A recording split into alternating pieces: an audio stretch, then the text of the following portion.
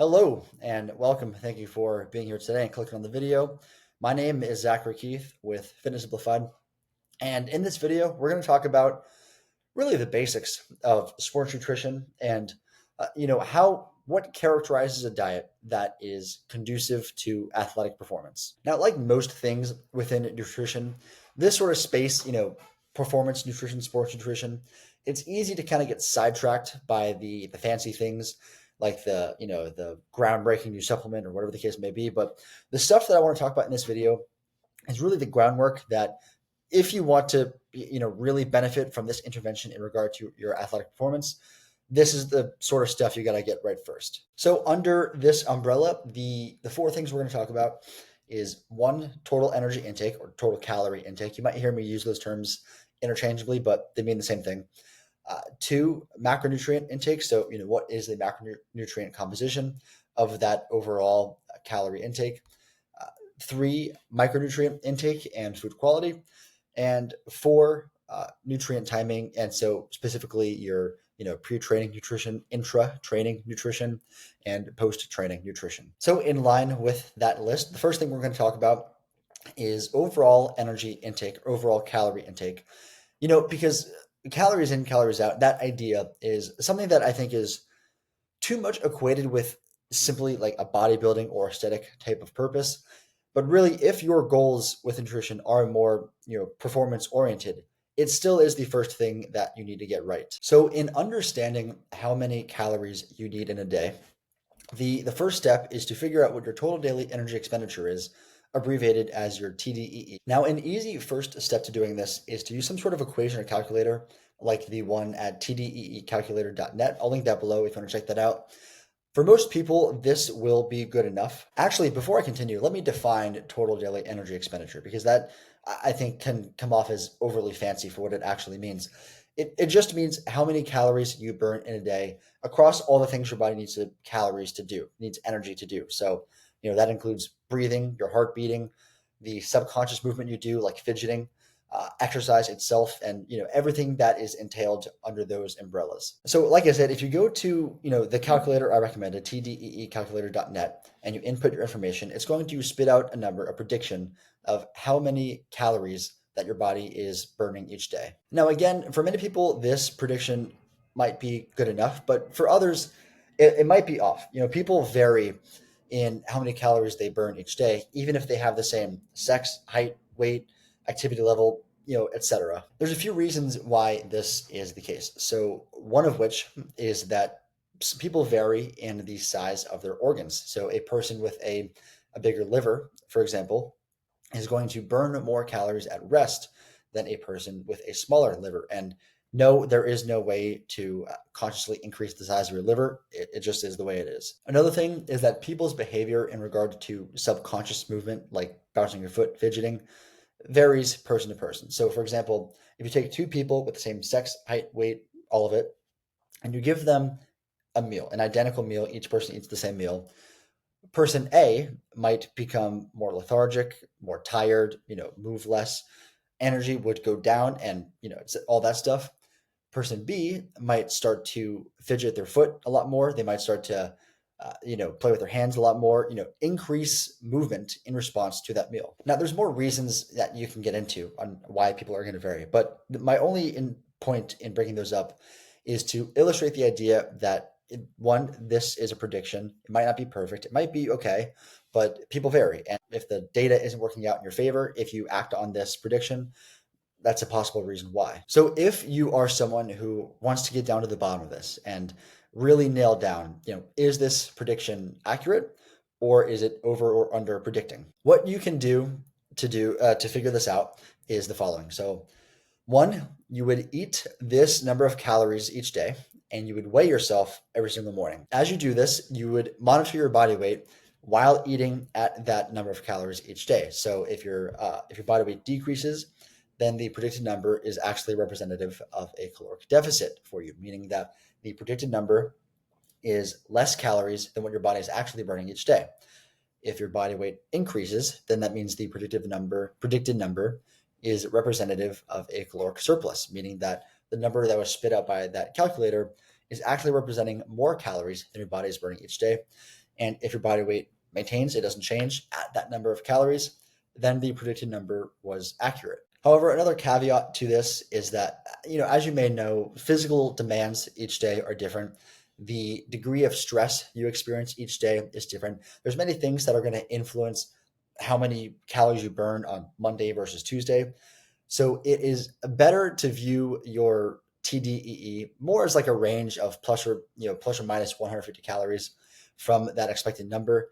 And I just understand that perfection is not needed here to get good and reliable data, or at least good enough data to serve you well. So once you have identified your total daily energy expenditure, what you would do next is you would decide whether or not you want to eat in a surplus of calories, meaning you would eat more calories than what your TDEE is, a deficit of calories, meaning you're going to eat less than what that number is, or you're going to eat at maintenance. Now, I'll talk through some ideas of when you might choose one or the other, but the important thing that I want to nail down first, like the real overarching point of breaking all this up, is that ideally you don't want to stray, greater than 10% over or under what your TDEE is. So say what you ultimately decide to do is to go into a caloric surplus, for whatever the case may be. It is best to not go over 10%, into a surplus of 10% over what your TDEE is. The reason for that is, it's commonly thought that if a person goes into a 20% surplus over a 10% surplus, that they're going to build more muscle or recover faster or whatever the case is. There's enough data now to show that this isn't the case. The amount of muscle that you build or the degree of your recovery is going to be largely the same whether you are in a 10% surplus or a 20% surplus. The only difference is that the 20% surplus might come with a few extra pounds of adipose tissue, i.e. body fat. Now, of course, whenever you do go into a surplus, there's going to be some amount of body fat that accompanies the muscle you build, but you don't want to just be liberal with how much body fat you add. You want to have some sort of control mechanism on that. For a similar reason, if you go into a deficit of greater than 10%, you're going to lose, body weight faster, but some of the body weight you lose is going to be muscle, which, as you may guess, is not a good thing. By opting for that smaller deficit and that smaller rate of weight loss, you are more able to guarantee that the body weight you lose is body fat specifically, and you're just going to feel better throughout the process on both ends. So in a deficit, if you are at 10% or around there, you're not going to feel as hungry or irritable than as you would at a 20% deficit. And, a 10% or 20% surplus, 20% surplus, you're going to feel full all the time. You're going to dread eating, all that stuff.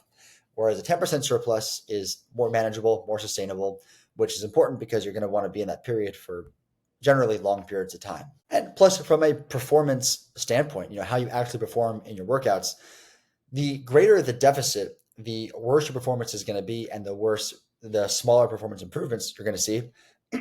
If you go into a surplus that is too much, you're going to just feel heavy, and the same thing is likely to occur. So now with that said, I'd like to talk about a few scenarios in which you might choose a deficit, a maintenance, or a surplus. And this can be quite a convoluted topic, and I might not provide a sufficient answer for this, but I just want to provide a few frameworks that might just get your brain juices flowing and give you the idea that there are going to be periods in your life where you're going to want to be in each one of these three options. So the first and most obvious is that if you would currently consider yourself overweight, let's say you have 15 pounds of body fat that you could stand to lose, then, a caloric deficit is going to be your best bet. And the cool thing about this point of being from a performance standpoint is that, the more body fat you have to lose, the more likely it is that you can see improvements in either your endurance, your strength, your muscle mass, while simultaneously seeing those losses in body fat. Now, that's going to get more difficult the more body fat you lose, but for a period of time, you can get both of those wins at the same time. It can be a motivating and a fun thing to see happen. The majority of your time will likely need to be spent at a surplus of calories, or at least at maintenance. If you are like most people that I work with, then you're probably someone who wants to see improvements in strength and muscle mass as well as endurance performance. And in order to facilitate those improvements and the recovery from the training that's going to be required to do so, you're going to need to fuel yourself sufficiently. And the reason that you will need to be in this state for a majority of your time is because these processes, endurance improvements, strength improvements, muscle mass gains, etc., generally happens slower than body fat losses occur. And that's another reason why you don't want to, go crazy with the surplus or dirty bulk, as some of the kids call it these days. Because again, you need to spend most of your time, in a surplus. And if you are accumulating more body fat than, what would be optimal, and you keep needing to go back into a deficit for a period of time, you're just not going to see the results you want to see over a longer period of time. If you're someone, let's say you have a race coming up, like a triathlon, and you want to, really optimize over the next 6 weeks for aerobic efficiency, then you might want to be in a period of maintenance with your calories for that time, because that's going to really, kind of maintain your body weight and allow those endurance performance to occur, while just kind of making you the most optimal athlete you can be. Now, of course, I can kind of keep rattling off ideas and scenarios as when you might choose, deficit, maintenance, surplus, whatever. But I just wanted to illustrate the idea that you're going to want to be in each of these states at some point in your life over the course of time. So with that said, that was, part one of this video, the your overall calorie or energy intake. Now we're going to talk about macronutrients, your macronutrient intake, the composition of those calories, because macronutrients, as you may know, are what provide calories to your body. So the three at hand are carbohydrates, fats, and protein. Carbohydrates provide 4 calories per gram. Fats provide 9 calories per gram. And protein provides 4 calories per gram. Technically, alcohol is a macronutrient too, because it provides 7 calories per gram, but for reasons that don't need to be stated, we're not going to talk about that here. So your overall calorie intake is going to be, provided from those 3 macronutrients. And, the exact orientation of this does require some degree of, what would you say, personalization. But the sort of framework that I'm going to put forth in this video is the one that pretty consistently in the research has been shown to work for most people. And if you don't really know, how to really organize this, then this is probably your best starting point. So let's start with protein. So protein, the amount of protein that you want to eat each day is 1.6 grams of protein per kilogram body mass. And for the American people watching, presumably everyone, that's 0.72 grams of protein per pound body weight. So what you would do is just take your body weight in pounds, multiply that by 0.72, and that is the number of grams of protein that you want to aim for each day. Now, I make this recommendation because this is the number in which eating more isn't consistently shown to provide you with more benefit, but eating less will kind of provide a little bit of decrement, and the lower you go, the greater the decrement becomes. So, about that 0.72 grams of protein per pound body weight is the target you want to aim for. In regard to fat intake, how we're going to measure this is a little bit differently.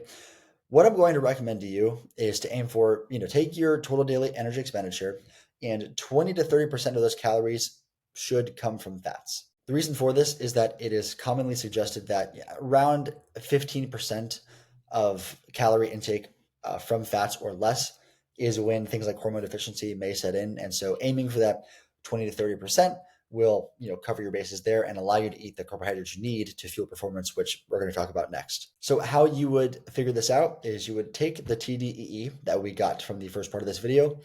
You would multiply that by either 0.2 for the low end or 0.3 for the high end, or 0.25 to go right in the middle. Whatever number of calories that gives you, that 20 to 30% of calories that you just derived, you will divide that by 9 to get the number of grams of fats you'll eat in a day, because remember, fats provide 9 calories per gram. The last macronutrient to talk about is carbohydrates. And the easiest way to think about this is to just fill in the rest of your calories with carbohydrates. So the 1.6 grams of protein per kilogram body mass, or the 0.72 grams of protein per pound body weight, will take up some portion of your calorie intake. Fats will take up 20 to 30% of your calorie intake. And whatever is left, fill in with carbohydrates. This specific orientation will leave you with what you might consider a high carbohydrate diet. But when you're thinking about something like athletic performance, that is what you want. It's been consistently shown in the research that higher carbohydrate diets and people with greater carbohydrate stores in their muscle tend to perform better in workouts and experience greater performance improvements long term. There are certain scenarios where you might want to get more specific with your carbohydrate intake. So for example, if you are tapering for a race and you have those 2 weeks of taper, beforehand, it's commonly recommended that you eat somewhere between 8 to 12 grams of carbohydrate per kilogram body mass. But that's obviously a specific scenario. There's more, but the point is that most of the time, this just filling in the rest with carbohydrates will likely work for you. The next thing we're going to talk about is food quality and overall micronutrient intake. And we're not going to go too deep here because it would make this video extensively long and not provide you with too much practical value, as if we went through every single vitamin mineral, that would make for a very long video. However, having a diet that is providing you with a sufficient dose of each of the relevant vitamins and minerals will do a lot for how you perform, recover, feel, etc. And there are certain ways you can think about your diet that will allow you to do this without thinking too much about it. So first and foremost, it means having a diet that is primarily whole foods, unprocessed, things like that. And there's a few buckets you can think of, to make that more of a concrete than an abstract idea. So in practice, some things that you can apply in this regard are one, having a diversity of protein throughout your day. So don't just eat chicken breast for breakfast, lunch, and dinner. Have eggs, yogurt, chicken, red meat, salmon, etc. Try to have at least 3 servings of fruits, different fruits each day, and at least 3 servings of vegetables each day. And honestly, the more the better there, but having that minimum can be helpful. Try to have at least 3 servings of some sort of whole grain each day. So that could be things like whole wheat bread or oatmeal, or I'm even going to toss in legumes like lentils in this category. At least 3 servings of foods such as that. Another thing worthwhile is to have a diversity of fats in your diet, primarily the monounsaturated and polyunsaturated, including omega-3 and omega-6. And some ways you can think about that are to have a handful of nuts throughout the day. Try to use different types of cooking oil throughout the meals that you eat.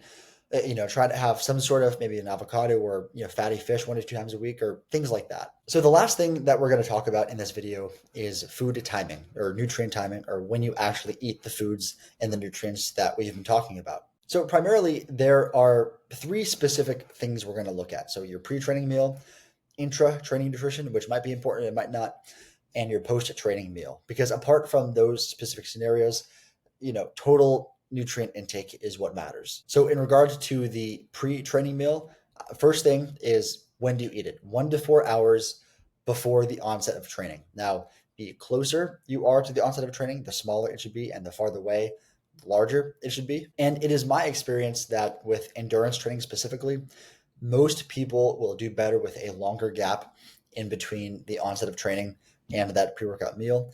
Whereas with something like strength training, it probably doesn't matter as much. So what should that pre-workout meal consist of? So first thing is 1 to 4 grams of carbohydrate per kilogram body mass. And again, that's kind of a wide range, but similar to the duration, the closer you are, the less carbohydrates you should eat, and the farther away you are, the more you should eat. You should try to consume, around 0.4 grams of protein per kilogram body mass in your pre-workout meal. And if you notice, that is exactly 1/4 of the total intake that I recommended. And the last 2 concepts, the 2 big things here, are to minimize fat and fiber in this specific meal. Now, I certainly wouldn't tell you to do that in other meals, but fat and fiber are 2 nutrients that take a little bit longer to digest and keep you in that digestive state for a longer period of time.